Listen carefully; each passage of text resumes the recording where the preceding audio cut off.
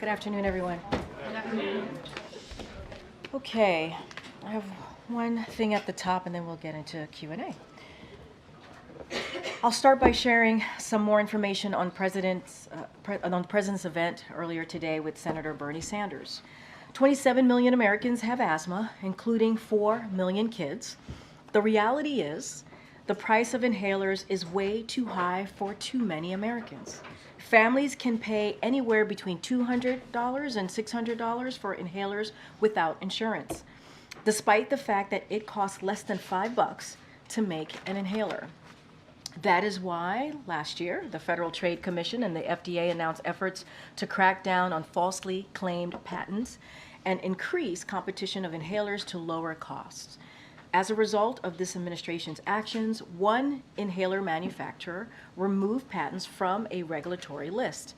Last month, 3 of the 4 largest inhaler manufacturers announced that they will cap the cost of inhalers for many patients at $35 per month.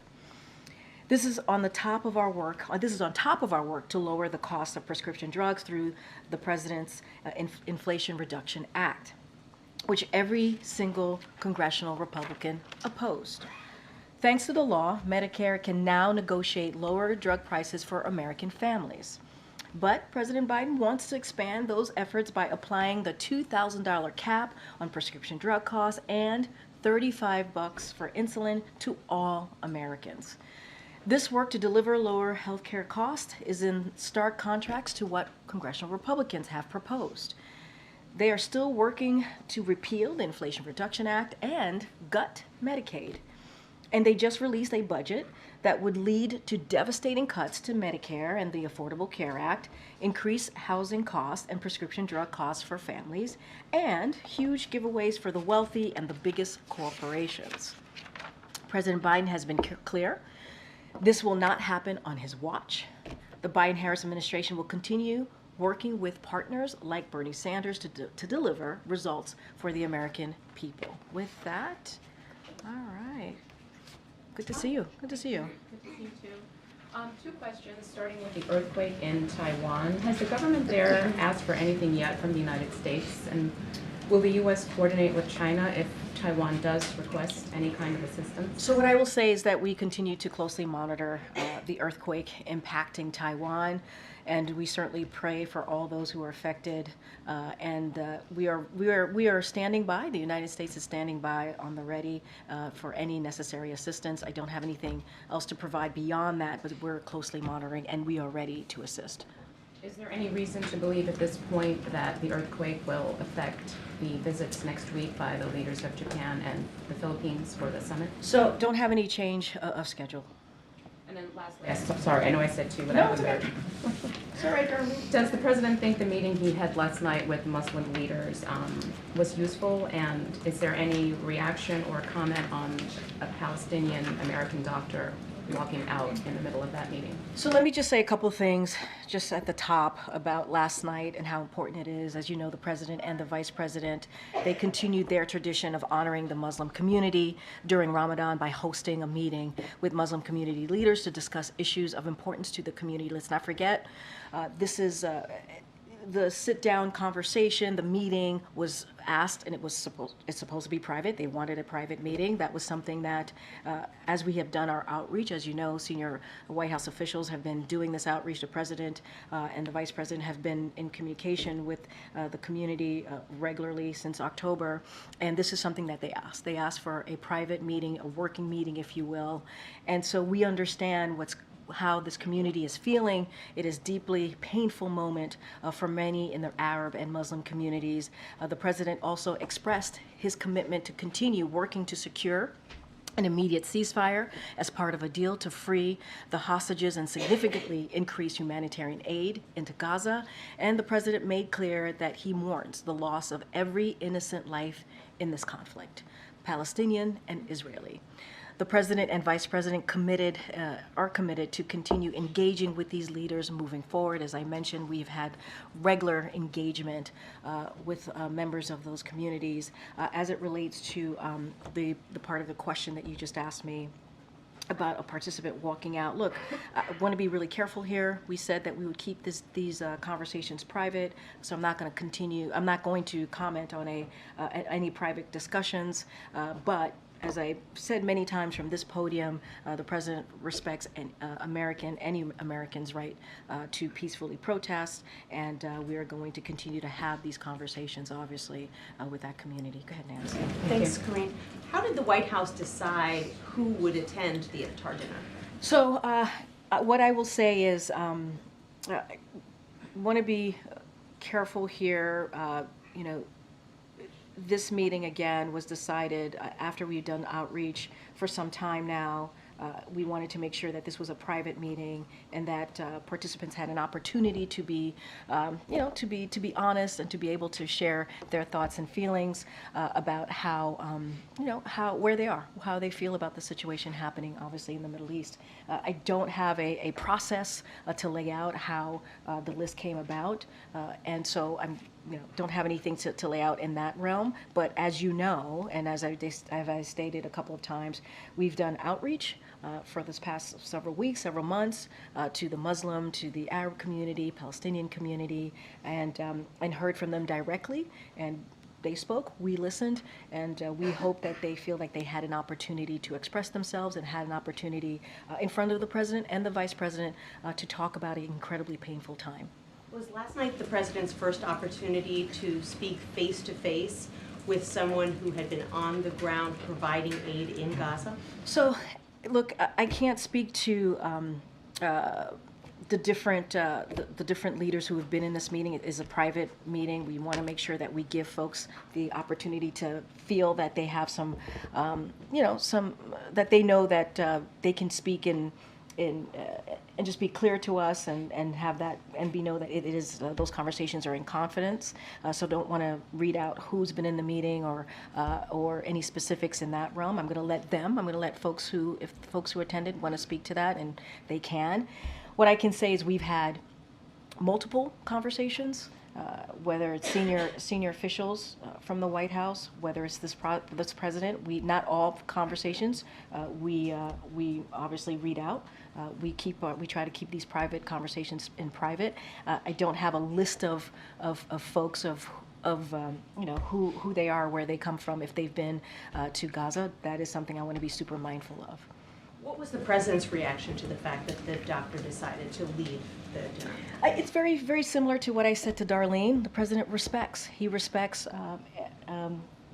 any individual, any American, for them to peacefully protest. He understands that this is a painful moment for many Americans across the country, and so he respects their freedom to peacefully protest. I don't have anything.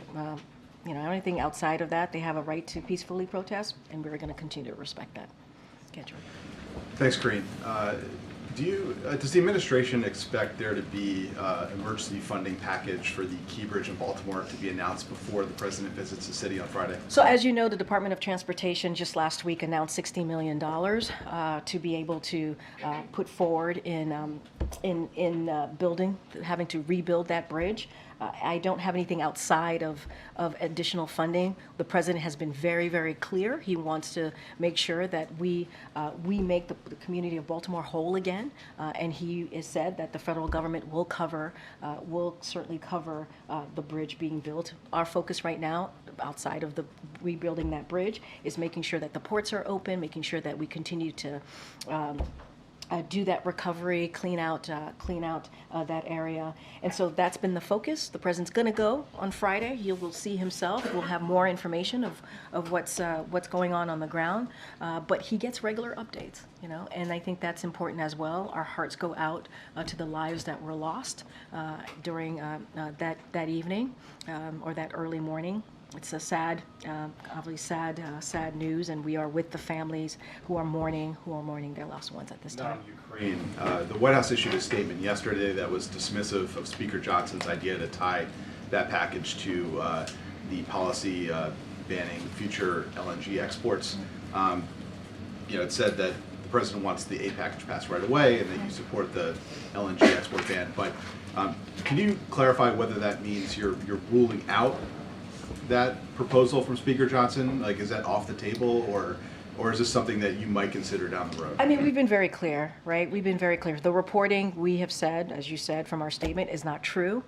We've been really clear about House Republicans should pass the bipartisan national security agreement that already passed with overwhelming support out of the Senate, 70 to 29. You've heard me say that many times before. We need to make sure Ukraine has what it needs to defend itself against Russia's aggression.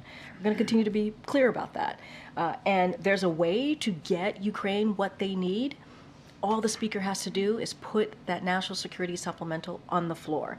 The president supports the pause on pending, obviously, additional approvals of LNG export licenses to evaluate the economic and climate impacts on consumers and communities. He supports that pause. And there is a way to deal with what Ukrainians are fighting for right now. They're fighting for their democracy.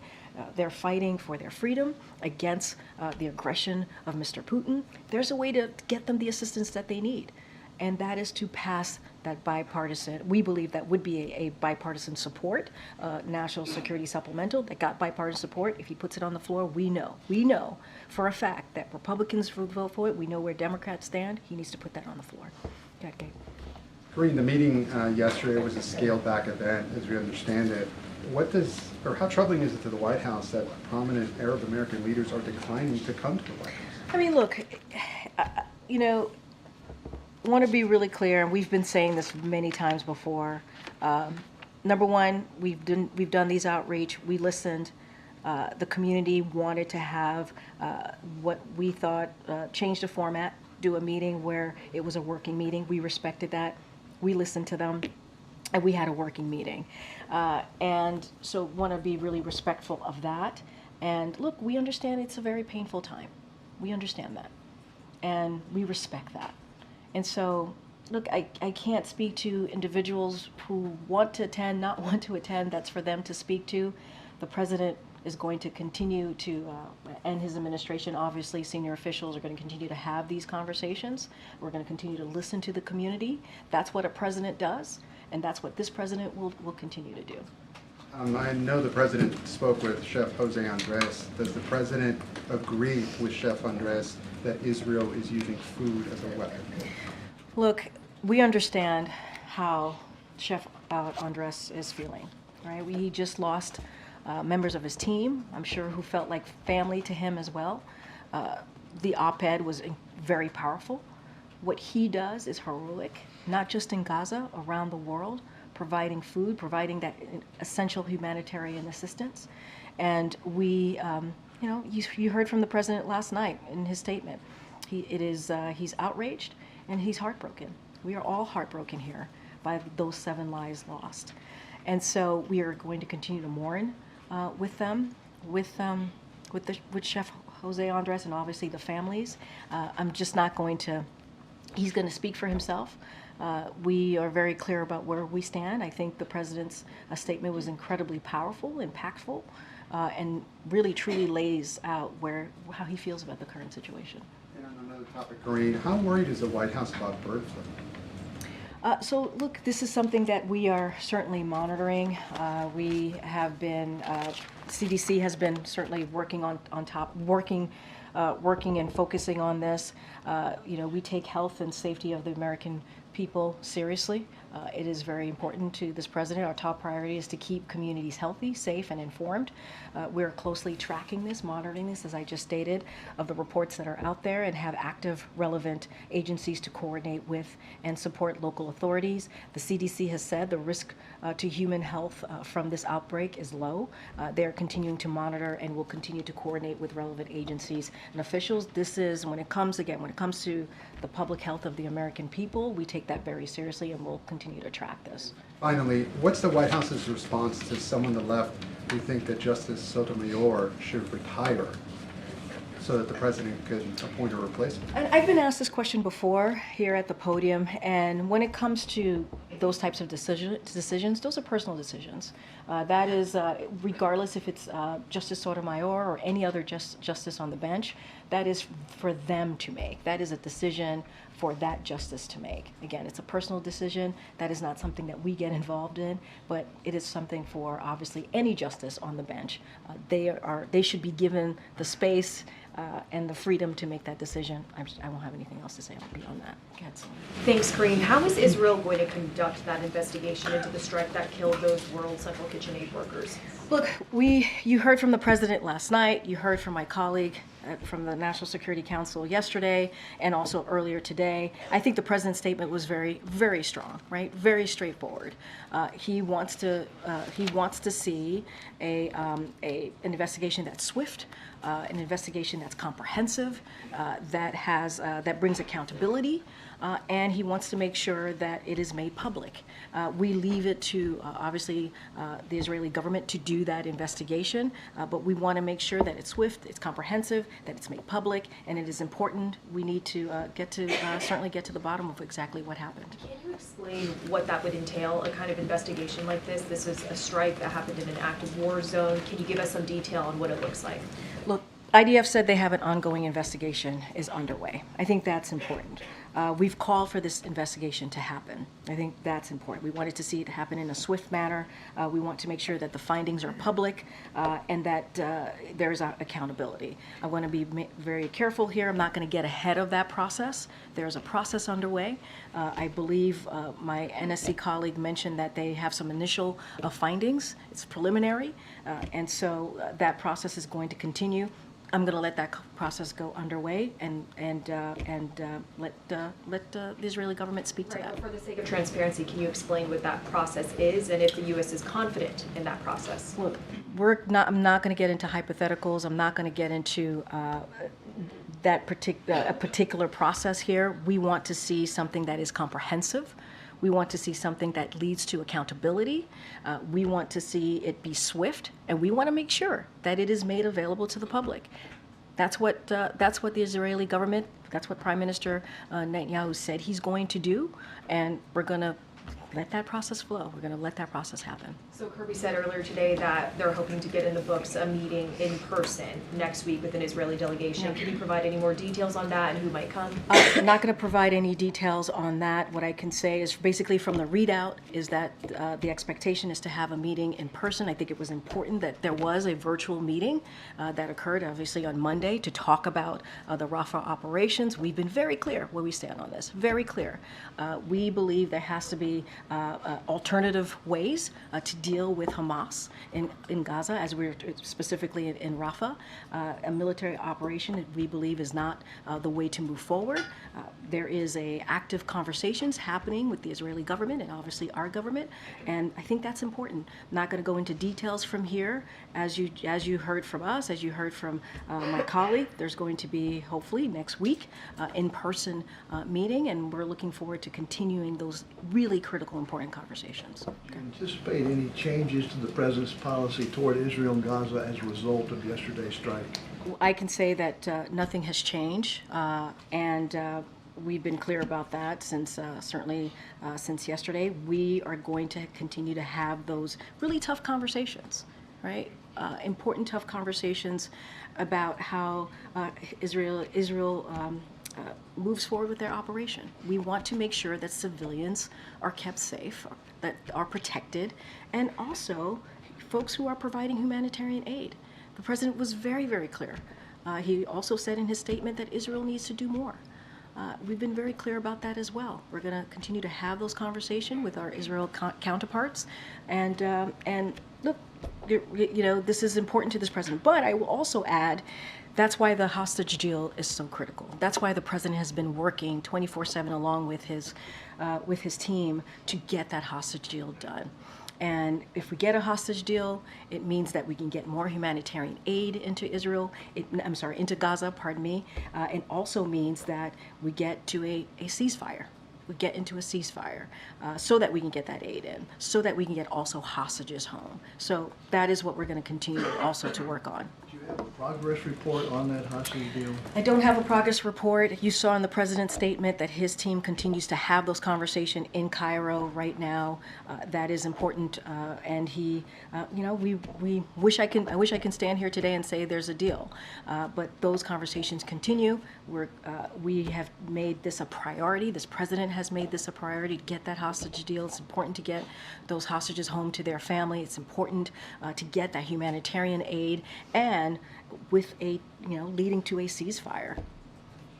And just one more follow-up on the meeting yesterday. Dr. Ahmad said that he had handed the president a letter from an 8-year-old orphan girl who is living in Rafah. Has the president read that letter? So I'm going to be really careful here. I'm not going to speak to contents of a private meeting. Just not going to do that from here. The doctor speaks for himself. He's free to do that, but we have said we're going to keep these meetings private so that we gave folks who attended the meeting the opportunity to be honest, the opportunity to make sure to have a safe place to share their thoughts with us. So I'm just not going to read out the content of a private meeting. Well, since he chose himself to publicly disclose that he had shared this letter and the contents of that letter with the media, can you say whether the president has read Again, it? I'm not going to speak to any content of a private meeting. That is something that many members who attended, all of them truly who attended, wanted this to be private. We're going to keep our side to this, our side of the promise. This letter in part says, "I beg you, President Biden, stop them from entering Rafah," without getting into his potential reaction to that. Does the White House believe that Israel entering Rafah is something that President Biden can stop? We're having conversations, important conversations. The first one happened virtually, and actually last week when the Israeli foreign minister was here. Obviously, we had a conversation. Jake Sullivan, Secretary Austin, and others had conversations, and that involved the Rafah operations, or Rafah more broadly. And so it started then. There was a virtual conversation on Monday, and it's going to continue. Our hope that we can get to a place where we are indeed protecting innocent civilian lives in Rafah. You've heard my colleagues talk about there's more than 1 million Palestinians there who sought refuge, who are there seeking refuge. And so we want to make sure that their lives are protected. We know that there are Hamas operators there in Rafah, and so we want to make sure that Israel is able to do what it needs to do in getting those operators. But it is important, Hamas operators to be more exact, but it is important that we protect those civilian lives. We protect those lives. So those conversations are happening. We're expecting, I shouldn't say hoping, expecting that it'll happen in person next week, and that's what we're going to work towards. Just on the president's visit to Baltimore on Friday, do you know if he is going to the actual site of the collapsed bridge, and would he be willing to meet with family members of the workers that were killed? So I know there's a lot of interest in the president's trip on Friday. The president obviously is very much looking forward to going to Baltimore, being there for the people of Baltimore. You heard him say he's going to be there for as long as it takes to make sure that we make them whole again. We'll have more to share on what Friday is going to look like in the upcoming day or so. Thanks, Karine. So what is the accountability that the U.S. wants to see here? Well, let's the ongoing investigation happen. We want to make sure, the president said this, swift. We want it to be swift. We want it to be lead to accountability. We want it to be comprehensive and to make it public. And so I'm not going to get ahead of that. Want to see what the Israeli government says when they do this investigation. Just want to be really mindful about So you're not that. asking for anything specifically to take place? We want to see the investigation. Okay, and the changes, can you detail what changes that the U.S. would like to see Israel make as a result? And what even makes you think that as a result of these recent deaths that they would make changes when they haven't so far? And I kind of said this earlier, moments ago, we are going to continue to have those tough conversations with our Israeli counterparts. We're going to continue to make very clear that we have to protect innocent civilian lives. That is something that we want to make sure is a priority. as Israel is moving forward with their operation against Hamas, a terrorist organization. We understand the importance of them doing that, but we want to also make sure that innocent civilians' lives are protected, and folks who are out there, brave folks, brave people who are out there providing that humanitarian aid. We want to make sure that their lives are protected, those lives are protected. We're going to have those tough conversations, as we have been. And so this is part of it, right? This is part of diplomacy. This is part of having honest, real, frank conversations. And in respect to those conversations, John Kirby said earlier today that the White House has made its outrage known about this all the way up to the presidential level. Aside from the statement that the president released last night, how has the president made his outrage known about this to the Israelis? I mean, I think the statement that he put out was pretty clear, right? I mean, it showed his outrage. It showed how he was heartbroken. That's the first couple of words in the statement. He's outraged. He's heartbroken. And we also laid out what we want to see and the conversations that we have been having. But it also lifts up the importance of having that hostage deal, getting that done, getting to a ceasefire, getting that humanitarian aid, making sure that those hostages come home to their loved ones. So there's a lot of work to be done. We're going to continue to do that work. But I think that statement made it loud and clear where the president stands. Okay, Karine. Thanks. Just to go back to bird flu, 2 questions on that. Has the president been briefed on the cases that have been identified so far? The president has been briefed, yes. And in your answer earlier, you had focused on the health aspect of it, but the nation's largest producer of eggs has temporarily stopped production at plants in Texas and Michigan because some chickens have tested positive. What are the concerns about supply chain issues and price increases? And is there something the administration can be doing or should be doing right now to limit the potential impact on economic activity? So obviously any economic impact is something that we closely monitor. So we're going to closely track that, closely monitor that as it relates to that particular company. That would refer you to CDC on exactly what they're doing and what is happening there specifically. But we're always going to assess. We're always going to keep. God bless you. We're always going to monitor the economic impacts of any big changes like that or any changes like that. But obviously, one of the most important things for this administration is the health and safety of American public, and so that's how we take that very seriously. That's how we're going to operate. That is the number one thing here, and CDC has been working with relevant agencies to make sure that we keep the American public protected here. Oh, my goodness.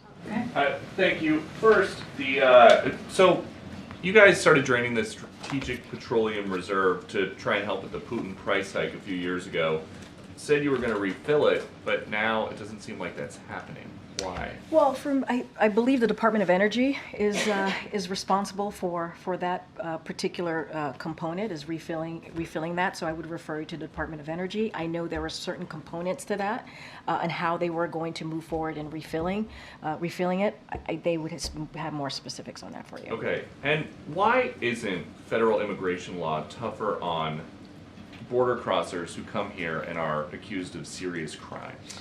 So, are you speaking of a specific case? There's this story in New York, an 8-person crew of border crossers found with drugs and guns. 6 of them now are out on bail. Does President Biden think policies like that are making the country safer? So I want to be really careful. That's an active case, so don't want to comment on an active case. But anyone found guilty, and we've been very clear about that, anyone found guilty of a crime should be held accountable. We have been very, very clear about that. And if a person poses a danger to a community, they should be detained pre-trial. So more generally then, do you guys think that some big cities in this country have liberal DAs that are too soft on crime? Look, what I will say is I'm not going to speak to every state or city here. It's not for me to speak to. We have been very clear about this. Anyone who commits a crime and is found guilty needs to be held accountable. That's what this president believes. And we are certainly we welcome local law enforcement support and cooperation in apprehending and removing individuals in this country who pose a risk to our national security or also public safety. If they are found guilty, they should be held accountable. That's where we stand on this. Back, perhaps? Go ahead. Thanks, Karine. Two questions. One is you referred to the president being outraged by the strike on aid workers, and in the past the president has also referred to indiscriminate bombing. I'm wondering if you can articulate why thus far there has been no consequences and why there are no consequences. So I want to be clear, it's not me referring to that, this is the president's statement. I'm just lifting up the statement from last night where he says, I am outraged and heartbroken. The first basically line, part of the first line of the president's statement from last night, and it speaks for itself. And he talked about how there's more that needs to be done to protect innocent civilians in Gaza. Why there have been no consequences thus far for any types of behavior that the president has been outraged by? Look, we are having conversations with the Israeli government. We've been very clear about that. Those conversations have been tough. We've been very public about those conversations. On this particular instant, there will be an investigation. There's an investigation currently happening. The president has said he wants it to be swift, he wants it to be comprehensive, and he wants there to see accountability, to bring to bring accountability. He said that in his statement, and he wants to make sure that it is public. So we're going to let that process move forward. And you said it yourself. The president also has been publicly clear here about how he feels about what he has seen. We do not want to see innocent civilians die here. We do not want that. And we're going to continue to be clear and have those conversations from the president on down with our counterparts in the Israeli government. And those conversations are tough, right? You think about Rafah, the Rafah operations. We've been clear about that, where we stand. That military operations is not the way to go. There are alternative ways of getting those Hamas operators in Rafah. That's why we had a virtual meeting on Monday.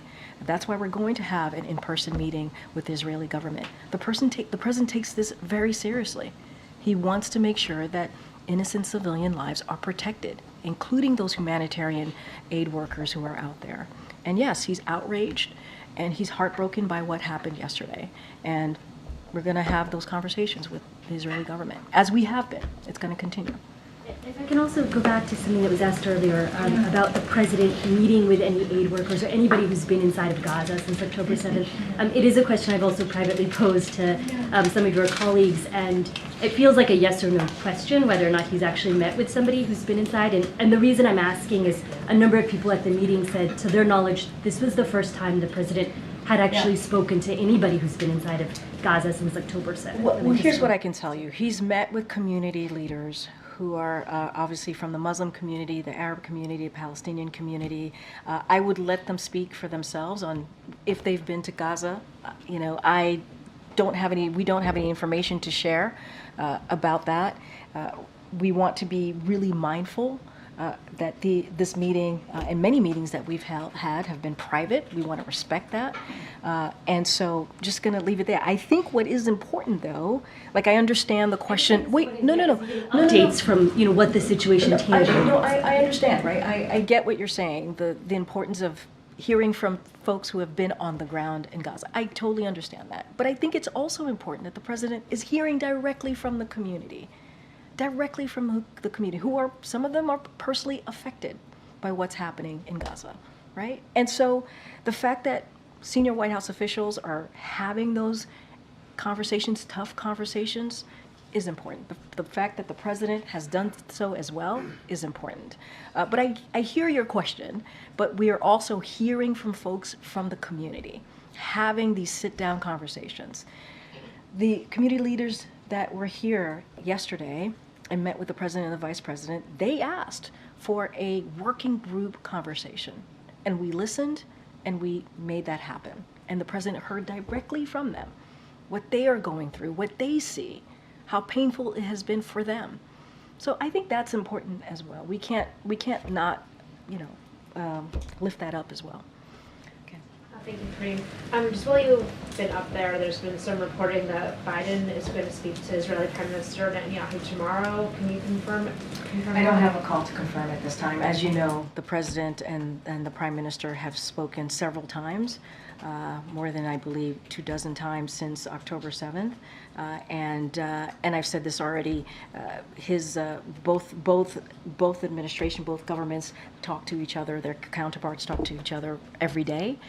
Just don't have anything to confirm at this time. on Uganda, a court upheld an anti-LGBTQ law that would mean prison sentences for people who support gay rights in that country. I just wanted to see if you have anything from the podium to say. Yeah, a couple of things. The announcement that some provisions of Uganda's Anti-Homosexuality Act have been removed by the Constitutional Court is a small and insufficient step towards safeguarding human rights. The United States is deeply concerned about the remaining provisions which undermine public health, human rights, and Uganda's international reputation. As the president has said time and time again, no one should have to live in constant fear, nor be subjected to violence or discrimination. It is wrong. We will continue to work to advance respect for human rights for all in Uganda and also around the world. Okay, I'm gonna take a couple more. One question, sorry. And just going back to the LNG piece for a moment, I think everybody in this room, we have a sense for how the president personally feels about Ukraine and Ukraine funding. And he's made it abundantly clear over the course of 2 years. This LNG temporary pause doesn't have as high of a profile. And can you give any sense for what it is that the president, why he cares so much about it, whether he has shared with you any sort of deep views that he has on this particular very kind of targeted policy? Yeah, so look, the pause on the pending approvals of LNG export, it is important. It is important to understand the climate and economic impacts. That's why it's so important, right, of these LNG exports.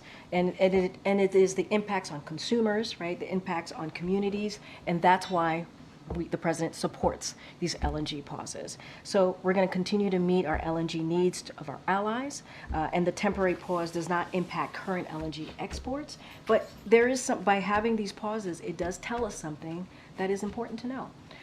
And so that's why the president supports it. As it relates to what we've been hearing from the speaker, Speaker Johnson, we've been very clear. If we really want to help the people of Ukraine, the brave people of Ukraine, we got to get that national security supplemental done. He has to put that on the floor. It will get overwhelming bipartisan support. We know that to be true. That's how we can help the people of Ukraine. I guess what I'm trying to say is is the president personally invested in this ban or this temporary pause the way he is? Yeah, absolutely. I mean, look, when we talk about the existential threat of climate, this is something that the president has said it is incredibly important to deal with this emergency.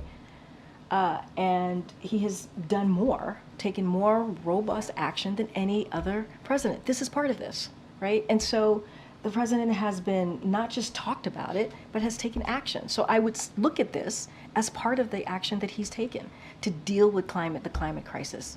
And you know, it is indeed a crisis. When he walked into this administration, he talked about 4 crises that we had to deal with as Americans. And climate change is not just as Americans, as a world. And so climate crisis was one of them. And he's taken action, and he's going to continue to do that.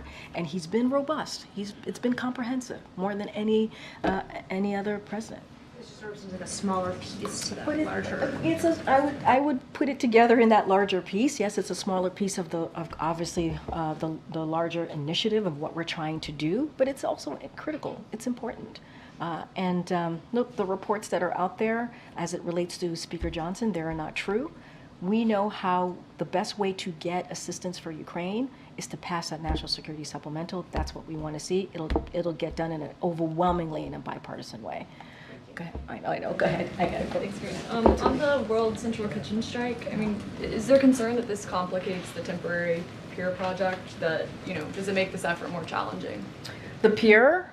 So look, Department of Defense will have more an update on the pier. We're going to continue to move forward with that. Look, when the president said he's going to do everything that he can to get that important humanitarian aid into Gaza, to the people, the Palestinian people, innocent civilians here, he meant it. And so you've seen us do the airplane drops.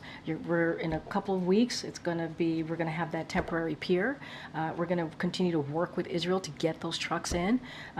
We understand the dire situation that is currently happening in Gaza, and we are going to do everything that we can to get that aid in. This is why the hostage deal is so important. This is why we've been working 24/7 to get that done. Get that humanitarian aid, get that ceasefire, and get American hostages as well as all hostages home to their loved ones. I have to go, but we will see you tomorrow, guys. Thank you so much. Thank you.